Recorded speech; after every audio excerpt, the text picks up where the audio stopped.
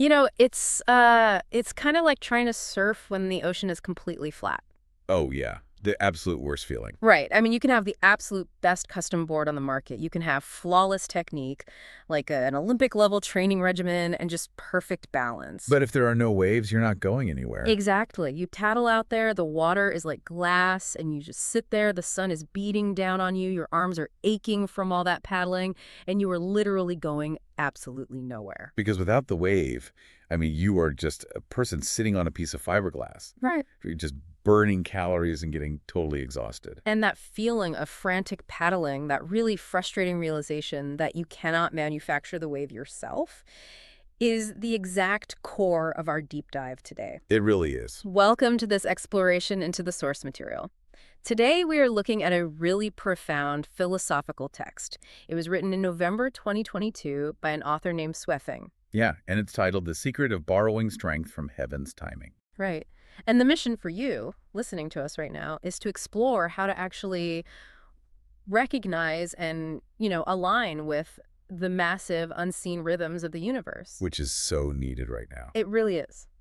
The goal here is to avoid that modern burnout, to find a way to navigate life where you aren't constantly swimming against the current, just wondering why every single step feels like this monumental struggle. Well, and it's a framework that fundamentally challenges our modern obsession with constant output. Like, it asks us to completely reevaluate our relationship with effort and patience and just the environment around us. Okay, so let's unpack this. The author sets the stage early on by pulling a foundational quote from a classic piece of literature. It's called The Rhapsody on Dwelling in the Mountains. Oh, that's a great quote. Yeah, let me read it here. It goes, "When the timing of the heavens is off, the sun and moon lack radiance. When the timing of the earth is off, plants do not thrive. Right. When the timing of water is off, waves are not calm.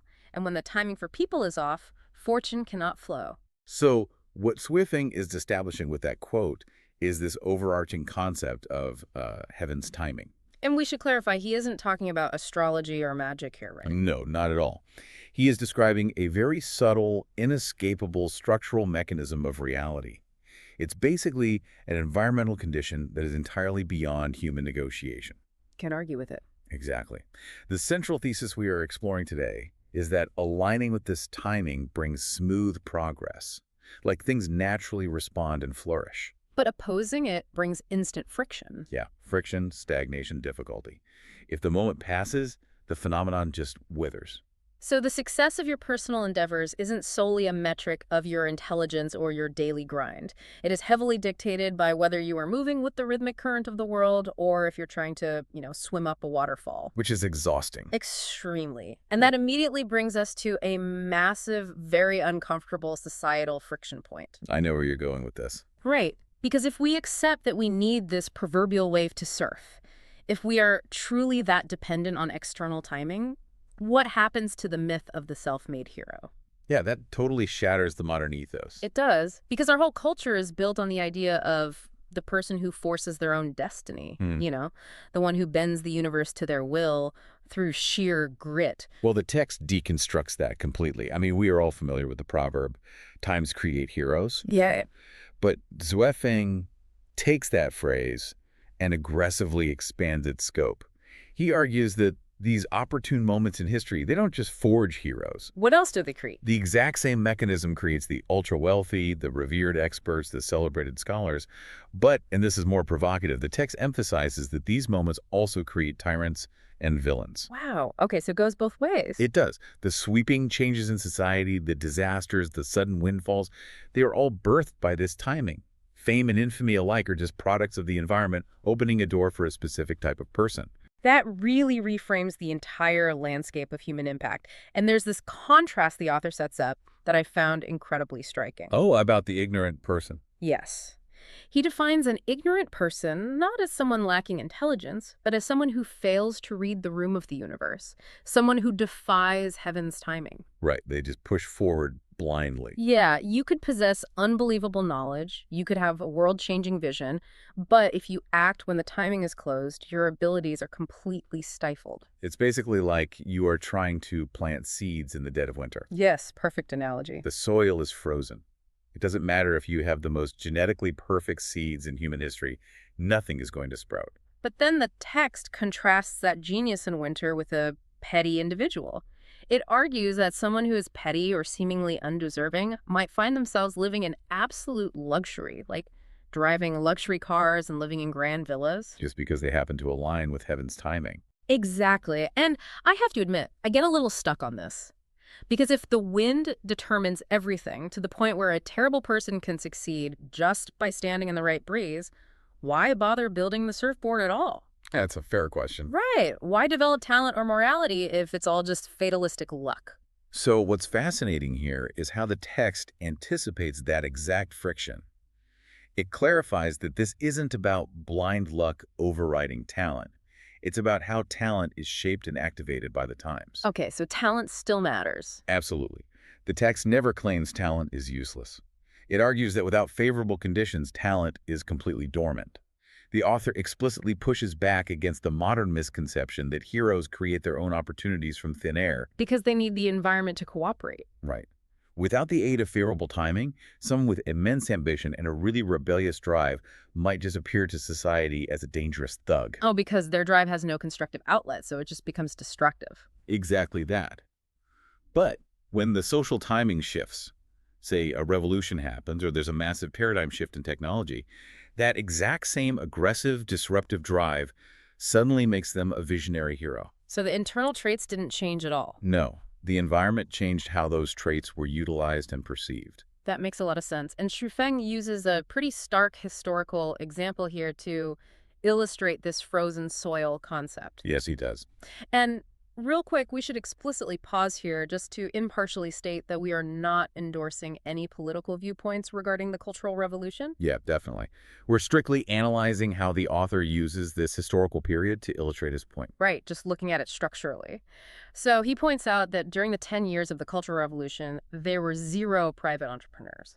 It is a purely structural observation. It wasn't that the population suddenly, lacked people with a natural aptitude for commerce or risk-taking. Right, those people didn't just vanish. Exactly, they still existed. Right. But the social timing, the overarching environment, rendered that specific manifestation of talent completely impossible. The door was bolted shut. But then when the timing shifted years later... Those latent talents suddenly exploded into the open. Oh, okay, I see the mechanics of that now. The surfboard doesn't matter without the wave, but when the wave comes, you still need to know how to ride the board. That's a great way to put it. So if we are this dependent on these external conditions, these societal stimulants, we need to understand how the timing actually functions. Are we dealing with something entirely random, or is there like an architecture to it? The author provides a very rigid architecture, actually. He breaks it down into 2 distinct categories: natural timing and social timing. Okay, let's start with natural timing. Natural timing is the macro cycle of the physical world. The transition from spring to summer to autumn to winter. It is absolute and unyielding. You literally have no choice but to follow it. Exactly. You cannot negotiate with winter to be 70 degrees. Your only option is to adapt your behavior and put on a coat. You either align with the physical reality or you freeze. There's really no debating it. But social timing, on the other hand, is significantly more complex because it involves the aggregate behavior of humanity. Which is always messy. Very. According to the text, social timing is governed by vast cycles of cause and effect. It operates on a mechanism of accumulation, leading to what we can visualize as a critical threshold. Let's unpack that because he uses the term karma here in the text, and I want to make sure we don't just brush past that as some mystical buzzword. How does this critical threshold actually work mechanically? Good point. In this context, think of karma not as supernatural retribution, but as the literal accumulation of societal actions. Okay. Imagine snow falling on a mountainside. A single snowflake doesn't do much. 1,000 snowflakes don't do much. People are making tiny individual choices every day. But as negative, destructive, or highly chaotic actions accumulate, they build up on that mountain. The snow gets heavier. Right. And eventually, they hit a critical threshold, a breaking point. When that happens, the social timing violently turns adverse. Society faces severe friction, upheaval, or hardship. The avalanche triggers. Wow. Okay. So it's the tipping point of collective human behavior. Yes. And conversely, when positive efforts, constructive systems, and aligned actions accumulate and surpass their own threshold, the timing flips to become favorable. The environment becomes conducive to growth again. Exactly. The scales tip based on the aggregate weight of cause and effect. Here's where it gets really interesting, though. The text doesn't just leave this as an abstract theory of society. It divides these shifts into major opportune moments and minor opportune moments. Right, massive macro shifts and localized micro shifts. And to illustrate this, the author points to some very modern, visceral examples. For a major global opportune moment, the text points to the universal use of masks a few years ago. It is huge. Yeah, that is a macro event that alters the baseline behavior of the entire human species simultaneously. And for a minor regional moment, he looks at the invasion of Ukraine, causing citizens to rapidly migrate and become refugees. It sweeps people up It instantly. really does. And once again, we have to impartially report these examples. We are explicitly stating that we are not taking any left-wing or right-wing political sides on global mask mandates or the Ukraine conflict. We are merely conveying the original text's illustration here. Exactly. Just showing how massive global and regional events sweep individuals up in their currents. But looking at it purely structurally, you can see the sheer mechanical force of social timing at play. Oh, absolutely. What those examples demonstrate is the absolute fragility of individual planning in the face of macro social timing. It just wipes out your plans. Completely. Yeah. If you are a citizen in a region where a minor social timing event like a conflict triggers your personal 5-year plan, your career trajectory, your daily routine, it all evaporates instantly. The social timing has shifted, and you are now forced to navigate an entirely new reality. The current has taken you. Which brings us to arguably the most vital part of this deep dive. If we are floating in an ocean where these massive currents of cause and effect can shift the entire landscape, how is an individual supposed to operate? Yeah, what's the practical application? Right. What is the strategy for you, the listener, to navigate this without just feeling entirely powerless? Well, the foundational strategy the text offers starts with a very specific definition of humility. Humility, okay. Yeah, but in this framework, humility is equated directly to having a reverence for nature and timing. It isn't just about being polite or self-effacing. It's an advanced form of environmental awareness. Oh, I like that. It's almost like a data processing mechanism. You are stepping back to read the room before acting. Exactly that. The person who understands the secret of seizing timing acts with profound humility because they know they aren't the ones generating the power. They aren't making the wave. Right. Arrogant individuals, those who rely exclusively on their own talents and assume they can force the world to comply with their timeline, they inevitably shatter against the rocks. They are trying to swim against a riptide. They exhaust themselves and eventually drown in frustration because they refuse to acknowledge the current. So how do we know when to swim and when to float? The author actually built out a fascinating twofold strategy here. It's almost a decision matrix for dealing with social timing. Let's walk through it. Okay, let's look at the first scenario. What are you supposed to do when the current social timing conflicts directly with your nature? Like when the world is actively hostile to your specific talents or your goals? The text's directive is blunt. Conceal your talents, bide your time. Just wait it out. Pretty much. If the social timing is against you, showing off your abilities or pushing your agenda will only bring you exhaustion, friction, or direct disaster. You must wait. Let's translate that to a modern context. If you work in an industry that is fundamentally contracting due to economic shifts, trying to launch a hyper-aggressive startup in that exact space is fighting the timing. You will just burn through your capital and your mental health. Right. Concealing your talents doesn't mean giving up, though. It means recognizing the winter. You go inward, you study, you prepare, you cultivate your roots, but you don't try to force the harvest when there's frost on the ground. I love that framing. Hmm. But then we look at the second scenario in the Matrix. Yeah. What do you do when social timing finally aligns with your nature? When the winter thaws and the wave finally swells, The text flips entirely. It says you go all out. you deploy everything you have been cultivating. Yes. The author urges you not to lose the opportunity to fully realize your abilities because, and this is a very sobering warning, such chances may never return in your lifetime. Wow, that is sobering. When the timing is favorable, that is the moment for maximum exertion. That is when you paddle hard and catch the wave. This is the core concept of borrowing strength. You are not generating the momentum from zero. You are recognizing an existing momentum and hitching your wagon to it. And the text uses a great natural example here. Migratory birds. Oh, right. They don't try to fight the winter cold through sheer willpower, They borrow the immense power of the changing seasons to glide thousands of miles. They align their internal biological drive with the external environmental shift. Exactly. And the author also brings this back to human endeavors. We mentioned private entrepreneurs rising by borrowing the strength of economic shifts earlier. Right. The text also looks at something as specific as going abroad to study or start a business. That personal achievement is only possible with the underlying support of favorable social timing. And the author poses a brilliant rhetorical question to hammer this home. He asks, if social timing dictates that a country's borders are closed, how can you possibly fulfill your burning desire to go abroad?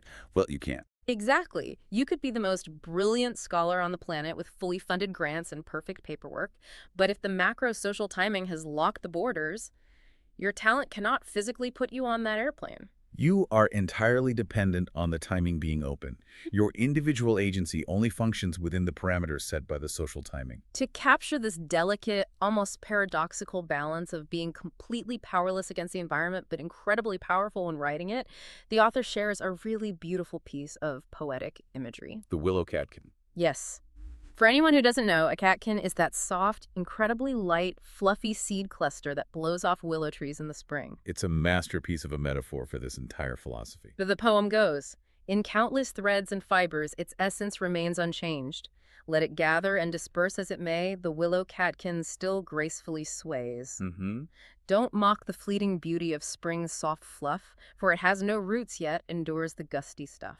With a favorable wind as my guide, I ascend high and bright, riding on good fortune, soaring to great heights. The sheer brilliance of the catkin metaphor is that it possesses absolutely no internal engine. It has no roots to draw power from the earth. It cannot launch itself into the sky through its own effort. Right. If the air is still, it just sits on the ground. But when the favorable wind arrives, it doesn't resist. It doesn't try to dictate the direction. It just goes with it. It borrows that massive atmospheric strength and ascends to heights that a deeply rooted, incredibly strong oak tree could never reach. It achieves maximum elevation through maximum alignment, not maximum effort. That's a great summary. So what does this all mean for you? As we synthesize everything in this deep dive, the author leaves us with some very pragmatic advice for daily life. He basically says, when the sky is clear, dry the grass. Meaning, when the environment provides the heat, that is the exact moment to do the work that requires heat. Yeah, when the iron is hot, strike it. And he also mentions when you encounter noble people who can elevate your path, which the text notes is a rare alignment of timing in itself, you need to show them deep respect. So the underlying urgency here is that you must strictly adhere to good timing when it finally arrives. You must act decisively. Why? Because missing these fleeting moments, failing to recognize the wave when it is right underneath you, leads to profound regret and disappointment. You're squandering the very environment your talent requires to bloom. Exactly. It's all about hyper-awareness. It really is. And as a final thought to leave you with, the text drops a really profound detail early on that we wanted to bring back here. Yeah, this is fascinating. The author notes that humans actually possess an innate ability to perceive the subtleties of heaven's timing. We have a built-in sensor for it. We do. We can feel in our gut when a project is flowing naturally, and we can feel that deep grinding friction when something is being artificially forced. And if that is true, if our ability to sense the right time to act, the right time to sprint, and the right time to rest is actually a built-in biological and spiritual feature look at the modern world we live in. It's totally disconnected from that. Completely. We are surrounded by a relentless hustle culture that demands we treat every single day like it's the middle of summer. We are told to grind, to force outcomes, and to manufacture our own waves 365 days a year, regardless of the macro environment or our internal state. It makes you wonder how much of our modern anxiety, our collective exhaustion, and our burnout is simply the psychological toll of ignoring that innate intuition. That constant friction. Right. We are culturally conditioned to fight the timing, to rev our engines in a vacuum, completely ignoring the fact that it might just be winter. We refuse to accept that the tide is just out. Exactly. Are we burning ourselves out because we're frantically paddling on a flat ocean? Thank you so much for joining us on this deep dive. It's been a great conversation. It has. Take a look around you this week. Pay attention to your own internal sensors. Where are you feeling deep friction and where are you feeling natural momentum? Stop exhausting yourself trying to control the massive ocean and start looking for the favorable winds in your own life. Catch you next time.